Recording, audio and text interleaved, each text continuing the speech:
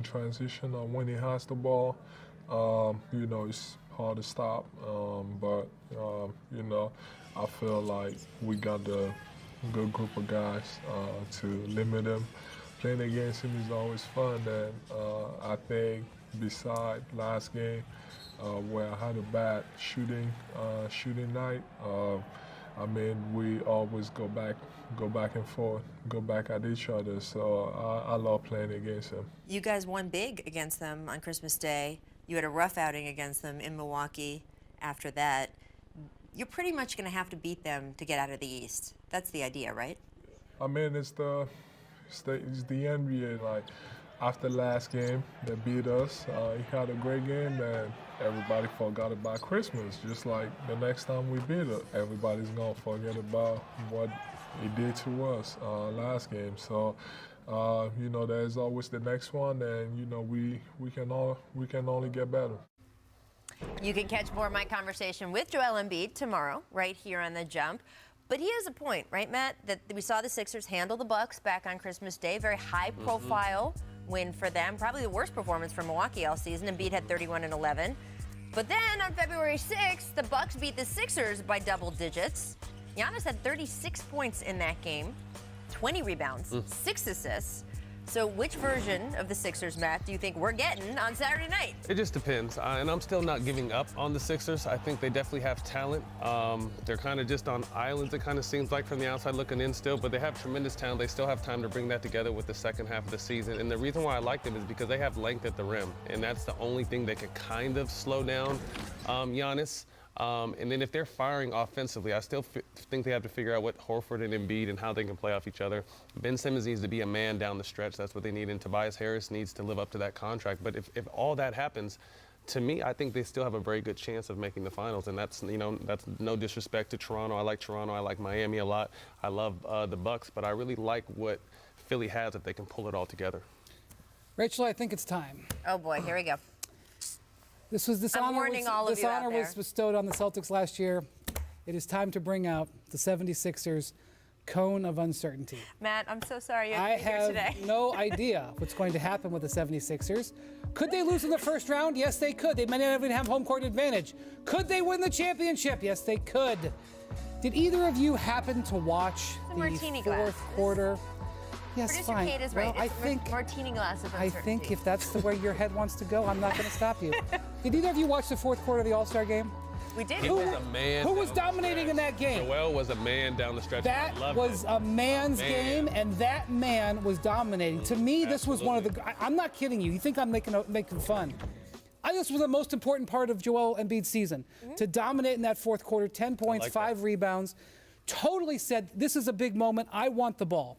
If that Joel Embiid shows up, anything is possible for this team. If you are 25-2 at home, you have the capability of dominating throughout the East playoffs. They can do it. Well, do I think they can do it? I don't know. That's why it's a cone of uncertainty. That the Sixers are extraordinarily dangerous, and I walked away from Chicago the other night thinking this was a huge night, maybe more important than anybody else for Joel Embiid. What did you think of that fourth quarter on the flip side for Giannis, Matt? I'm curious, because I agree with you. You had all those guys at once, and it really did become a little bit of like, all right, here it goes. What can you do? And Giannis had a fantastic defensive fourth quarter, but offensively. They stifled him. And to his credit, he's not going to be going against 5 All-Stars down the stretch, but they did what Toronto did to him in the playoffs last year. They packed that paint in. They had someone up, a small guy underneath him, similar to what we did with Dirk in 2007. We played a smaller guy on him, and then every time he turned, someone was on him.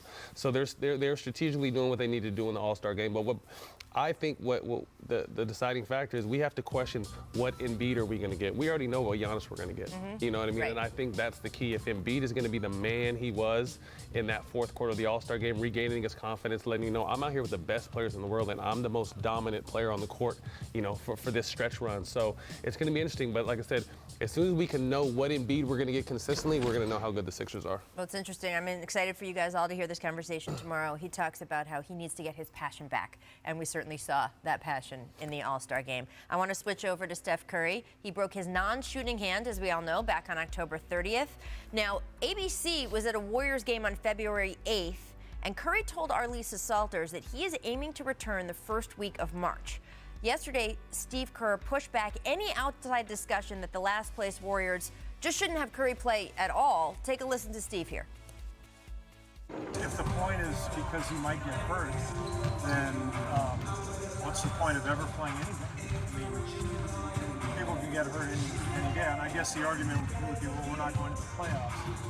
So, are we not trying to entertain our fans? To me, it's never been a question. As soon as he's ready, he's coming back. Our fans deserve it. We need it as a team to, as I said, to springboard into next year, and it's the right thing to do. Do you think, Brian, that the Warriors were playing that music to troll the Cavaliers? No? Okay. I mean, look, what he's not talking about, Matt, there is the lottery, right? I don't think it's really about the outside noise about Steph not playing. Isn't really about like, oh, Steph could get hurt, because he's right. Steph could get hurt anytime, right? It's not about, oh, we're not in the playoffs. What's the point? It's that the point would be some fans might say, hey, you get Steph Curry back, your lottery odds may go down. What do you think, or do you agree with Coach Curry's just got to play? I agree with Coach Kerr 1,000%, and I hate that the NBA has become such a business. Like, we work our whole lives to play basketball. You know what I mean? We want to play basketball. I know Steph wants to play basketball. I know Clay wants to come back and play basketball. I know KD wants to come back and play basketball. But I hate the fact that it's such a business. Obviously, you know, these players are paid higher than they ever been played, so you have to protect them. But at the end of the day, like Coach Kerr said, at any time you can get hurt. Practice, car accident, knock on, there's just so much, we can't walk around in bubbles. So I feel if Steph is healthy enough to play, I agree 1,000% he should come back. If Clay has a chance to play maybe 2 or 3 weeks towards the end of the season, why not? The fans deserve it. It's a new arena. We know what they're building for next year, but if these guys are healthy enough to play, let them play. It is a business. And you know what that business is? The business is entertainment. Yes. And those fans... So it's the regular season. Yeah. Those games cost money, too. A lot of by money, the way. especially there. Especially the Chase Center. They want to see Steph Curry play. I completely agree with Steve Curry. He said it in the press conference. What do you think? These guys, people pay all this money for the Chase Center. They want to see Steph play. By the way, Steph wants to play. Absolutely. That's the most important. And this is one of the reasons why, as a secondary note, I advocate for a play-in tournament that includes the entire field. I believe you should have an 8-team single-elimination play-in tournament. Think if we had that in place this year. Think of what would happen if the Warriors could still play their way into the 8th seed. Playing their way into the 8th seed to play the Lakers in the first round. All right, that's not going to happen right now. But I believe that there is still value in the regular season. These games that they're potentially going to play with Steph, these last 25 games or whatever, 20 games, will make a difference long term. And I think Steve Kerr sees that, and I absolutely think that Steph, if he feels up to it, should absolutely play. I think it's important, too, because I want to see how Andrew Wiggins is going to fit in with the stars that they have already. You know what I mean? Like I said, he's played amazing. We always knew he can get a bucket. He's been doing what he did in Minnesota right now. But how do you play with that next level of player? These high basketball IQ guys where Draymond's out there every night, where Clay's out there every night, where Steph's out there every night, and they play and they have such a chemistry. I want to know how Wiggins fits into that. So if you can get a little taste of that before next season, I think it's better. Also, you brought up Draymond Green. He has been out there basically of the core 4, he has been out there by himself, right? And I think bringing Steph back would do a lot for him. Also, I say this all the time, if you tell fans enough times, loudly enough, that the regular season doesn't matter, they will start to believe you, and that is not what we want as a league. The regular season is most of what we watch in basketball. It should be fun. It should include our stars. It should include Steph Curry. I'm excited for him to come back. And by the way, their lottery position is going to be fine. They're going to be fine next year. They will get a good young player, and then they will also have Steph Curry and Klay Thompson and Draymond Green and Steve Kerr coaching.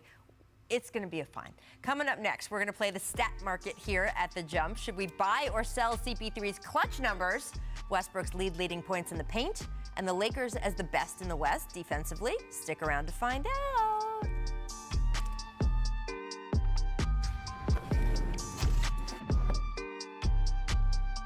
Back to The Jump. I'm Rachel Nichols. I'm here with Brian Windhorst, Matt Barnes. Guys, NBA games resume tonight. Yay! Yeah. Before they do, though, it's time for another edition of the Stat Market. We give you the numbers, and these guys will tell us they're buying if they think that stock will remain steady or increase, sell if they think it will decrease. So first up, Chris Paul. He's your league leader in clutch time scoring. That's the last 5 minutes of the fourth quarter and overtime when the score is within 5 points. So Brian, are you buying or selling that CP leading the pack here will continue? That is such a ridiculous number that I was inclined to say sell, because I just think, nothing against him, I just don't think he can keep that up. But then I saw that alley-oop that he threw down in the All-Star game on Sunday, and I was like, you know what? Maybe I should just buy everything Chris Paul right now. I mean, look at this. By the way, how did he even know to throw it to him? I told him he hadn't been up that high since 07. Seriously, how did he even know to throw it to him? What was he even doing throwing it to him? He credited that he doesn't eat meat anymore. Yeah. He said, I feel like 5 Look years at him, younger. explosion. Yeah, I think you hit it on the head, Rach. I got a chance to talk to Chris after the game. I congratulate him on the changing of the new format and how well he played. But I'm definitely buying his clutch. He's always been clutch, and I think he had subpar years, solid year first year. Last year in Houston wasn't very good, and people started writing him off with his age and everything. But I know talking to him in the summer, I see him a lot. He's very serious about his new diet and the not eating meat and really working on his body, and that's all he's been doing in Oklahoma City. So you thought we went into the season that he'd probably be traded at some point, but I think he's really captured the imagination of these fans, also by mentoring these younger players. So I'm definitely buying CP's clutchness, and I see it continuing throughout the season. I'm buying because of what you said. He's so far ahead. So even if he drops a little bit, I mean, it's a lot to catch up to. And by the way, you're right. Chris Paul has always been clutch. Always. And look, I said it last season through the season. I'm going to keep saying this. His numbers weren't great last year because when he was playing with James Harden on the court, his numbers went down. And he was playing with James Harden a chunk of the time. If you look at his on-off numbers, even last season, which was supposedly not his good season in Houston, they were good numbers. Absolutely. So he went to a new team that did not have his ball dominant, a fellow guard. And look, he's playing When better. he had that hamstring injury before the All-Star break last year, and then he went and got it treated and came back. He's been a different player since he came back. Well, you can see, I mean, I saw his Happy Birthday, Jada. They were just on vacation, and you saw him with his shirt off, and I was just like, I don't remember that player. He's at his age, like cut up, shredded. So, like I said, he's really taken his health and his eating habits much more important, taking care of his body. So I see this continuing. Nice. All right, let's get up to the Bucks All-Star, Chris Middleton, who is quietly putting up a pretty phenomenal season, guys. Averages of 20 per game. 50% from the field, 44% from three, 90% from the free throw line. Here are the guys who have had 50, 40, 90 averages with 20 points per game over a full season. Steph Curry, Kevin Durant, Dirk Nowitzki, Larry Bird, who did it twice. That is quite a list. Matt, are you buying Middleton competing this season and staying in that range? That's a hell of a list, first and foremost, and I think he will stay in that lane. My only question with him is his clutchness in the playoffs. He gets paid. He got rewarded handsomely. He's their second guy, and I think to get over the hump, they're going to need Giannis to be Giannis, him to be himself, and then Eric Bledsoe to step up. So I've never questioned the regular season numbers with him. He's a tremendous player that flies under the radar because he doesn't say anything. He just does his job, and he plays in Milwaukee, and he does it well every night. But like I said, what I want to see from him is that next step in the playoffs, because they're going to need it if they were going to win a championship. Yeah, and his numbers were solid in the playoffs last year, but he did only shoot 42%. So that is a challenge, and I think the shooting 90% from the foul line, like you literally just can't miss. I mean, that's... And you just can't miss. And by the way, there's no Giannis effect there. You're all by yourself. Right, you're right. But yeah, I think if it's a regular season, I think absolutely he has a great chance to do this, but I don't know about postseason. I just think that, again, what we talked about in the last segment, what I saw the All-Stars do to Giannis in that fourth quarter, and it's a version of what we saw Toronto do, and Boston certainly has done it at different times over recent playoffs. They're going to need Chris Middleton to step up even more than he is with those incredible numbers, because you got to make him pay on the other rest of the side. All right, I want to move on to Russell Westbrook, who is leading the league with a whopping 21.1 points in the paint per game since January 1st. That places him ahead of guys who dominate like Giannis, Ben Simmons, and Zion in that span. So, Brian, are you buying or selling this trend will continue? I mean, there is no doubt that he has been the major beneficiary of the going to the super small ball. There's nobody in his way, although in that case, Brook Lopez was in his way, just went right through him. When he gets ahead of steam, it doesn't matter what his size is. He can overcome anybody. But that number is so enormous that I don't know how he can maintain it. But they are playing a game which we've never really seen before. So I'm sort of in the middle. I guess I'm going to sell because I just can't see him maintaining those numbers that high. But I also am sort of curious to see if he can. I'm going to buy it for the regular season game. Same thing I'm saying about Middleton, because the regular season, the game's faster, it's more spread out, you're more in transition. Although they're playing a type of ball we haven't seen since Golden State was really in their heyday, the playoffs is a little bit slower, and people are going to be a lot bigger at the rim. So, if Giannis can't get his stuff off, in the paint in playoff time, it's hard for me to think that a 6'4" guy can. But to me, no one wants it more than Russ. So if it stays on that, like you said, Brook Lopez in his way, he ran right through him. No one in the league plays harder than Russ, and I love that about him. But like I said, the playoffs, the pace changes, the tempo changes, and the defenses are a lot tighter. But throughout the regular season, I can see him staying up there at least 20 points a game, maybe not 21 points, but 20 points a game in the paint for a guard is incredible. I know. Yeah. It's amazing. Right? And by the way, he was coming on even before they made the Clint Capella trade. He had a good month or so before that.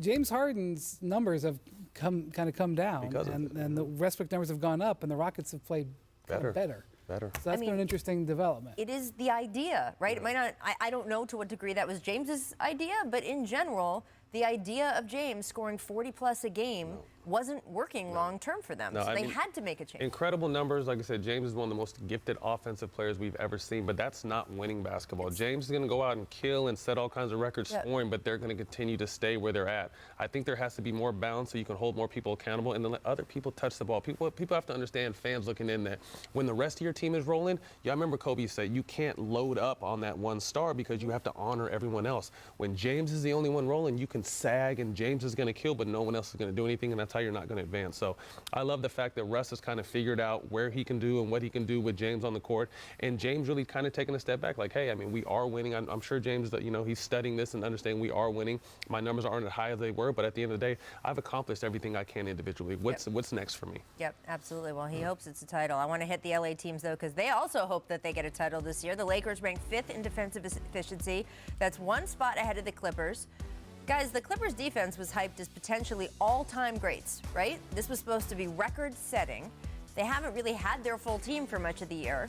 So, Matt, I thought this one was interesting. Do you buy or sell the Lakers' defense finishing ahead of the Clippers' defense for the regular season? In the regular season, it's a toss-up to me. It doesn't really matter to me. What matters is in the playoffs, and that's when I think that the Clippers and Doc's game plans, they'll really be able to lock in. Adding the Morris twin and where they get Reggie Jackson as well. I mean, they got plenty of offensive firepower, but I think where they're going to be able to hang their hat is hopefully if they can all get healthy and be on the court at the same time.